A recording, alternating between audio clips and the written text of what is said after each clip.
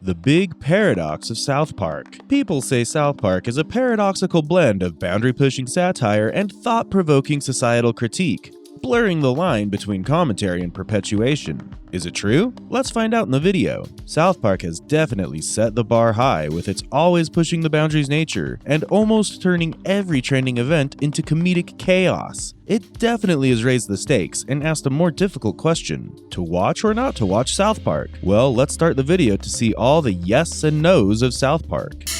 Almost too easy. But before that, ensure you've subscribed to our channel and liked the video. South Park does get annoying sometimes, doesn't it? Well, if we actually come to think of it, it's not morally acceptable to make fun of the nurse holding the dead fetus on her head, Scott Tenorman having just eaten his own parents, or any of these things. Oh my god! When they should have, Mr. Garrison's parents did not abuse him. And I wonder if it's okay to ban cartoon characters urging each other to suck my or off for the simple reason that some impressionable children could be watching. So the question remains the same. Does South Park go too far? Or does it offer a sort of entertainment that is highly needed yet less filtered? Does understanding that nobody is truly safe lead to a more sincere and unbiased perspective on events? New controversy from South Park, that long-running cartoon series on Comedy Central. The show's managed to offend just about every group you can think of with its sick jokes. Now it sparked something more serious. Well, South Park does have a good balance of depicting out things. Let's give them the credibility they at least deserve. Talking about all the good stuff they've made so far, their commentary on emotions and other prominent issues is really well done compared to all the other dumb shit where we laugh our asses off with cheesy poofs on our hands because we can't help it. For instance, if we join our heads together and think of it, South Park has cleverly addressed all the issues and experiences of emotional turbulence and the challenges of growing up, then talking about how love hurts and portraying all the societal perceptions an individual can face, and at least using comedy as a disguise. Talked about all the need to talk about matters, meaning if we conclude it, South Park has actually helped us by adding depth, delivering all of its meaningful social messages.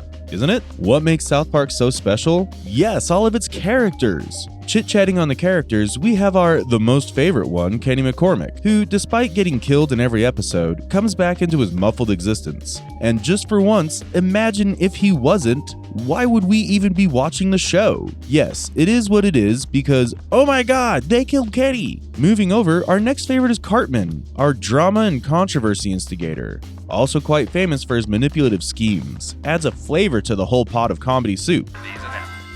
Here it comes! Packed full of ingredients, Cheesy Poops can really give you that quick pick-me-up. Then we have Kyle, who serves as a counterbalance to Cartman's antics and adds all the sweet spice to the comedy soup. Then we have the character who represents the audience's traumas and social norms, Stan. He's usually the voice of reason, going through the chaotic adventures of the town and depicting us, basically. These characters play a great role in the show's success and impact if talking honestly. These characters together reflect various facts of society and human nature, enabling South Park to examine a variety of subjects and interact with its audience on several levels, compared to all the other stupid things where we can't help but giggle ourselves silly while holding cheesy poofs. Cheesy poofs deserve the world. Kidding. Talking about all the remarkable balancing that South Park brings out in all of its episodes, while also talking shit about it in the same place, not to forget. First of all, I would like to thank you for monitoring this debate.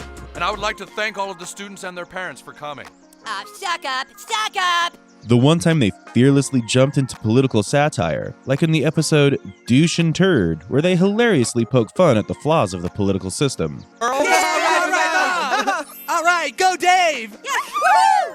Where be your gibes now? Your gambles, your songs? Hey, hey, hey, hey, hey, hey! Not to forget about that one religion and spirituality episode where they dived right in. Take All About Mormons, for example, where they cleverly critique and explore the Mormon faith while also showing understanding. Hilariously genius, won't you call them that? Social issues get their fair share of attention too. Just like in With Apologies to Jesse Jackson. 10 seconds, Mr. Marsh. I know it, but I don't think I should say it. 5 seconds, Mr. Marsh. All right, I'd like to solve the puzzle. Niggers! Where they use humor to tackle racial sensitivity and bring about reconciliation, and oof, how they tackled racism in it too. Don't mean it personally though, just mentioning. Miss Spears, these boys wanted to say something.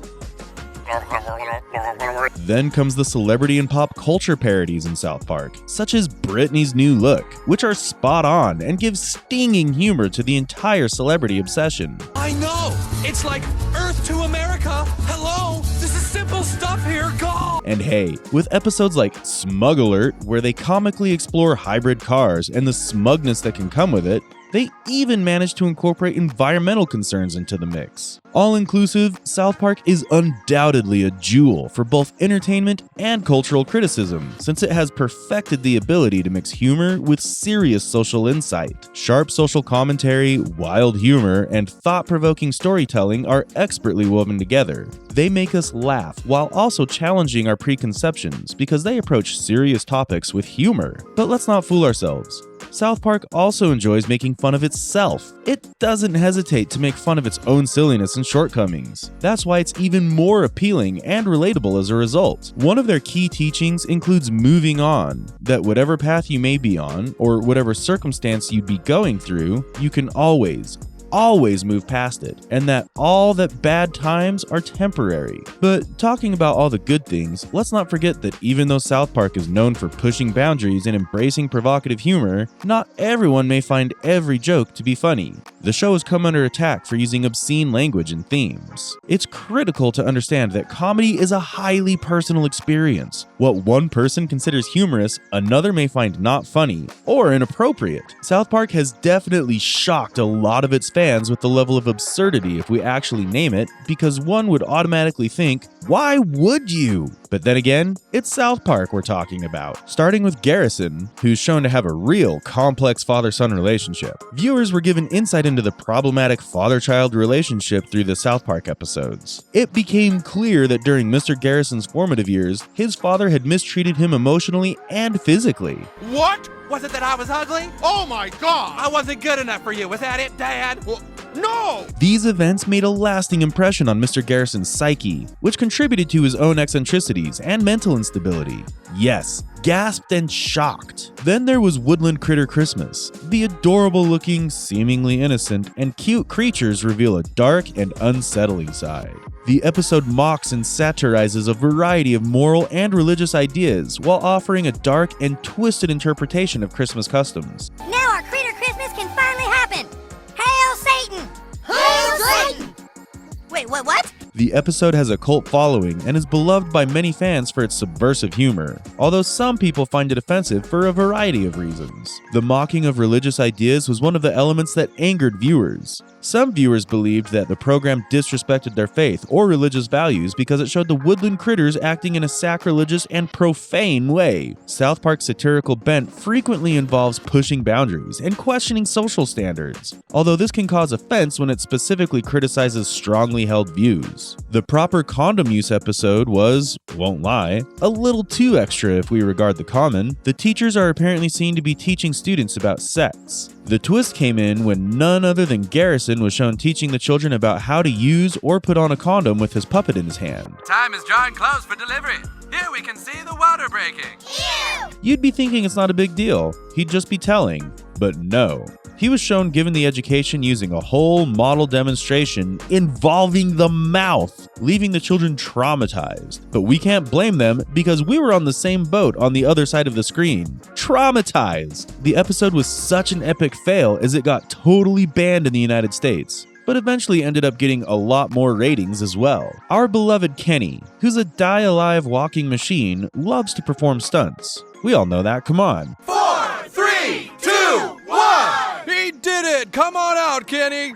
In the episode Miss Teacher Bangs a Boy, the teacher, who's known as Miss Crabtree, engages in a sexual relationship with one of her male students. Miss Teacher Bangs a Boy had content and themes that were purposefully provocative and divisive, like with many other South Park episodes. The program addressed the sensitive and taboo subject of teacher-student interactions, which some viewers found insulting or improper. Yeah, who wouldn't? Lastly, the pandemic special, where Randy was seen starting the coronavirus, went a little too far, won't lie. South Park actually picked out their most suitable character for the role, which was quite funny.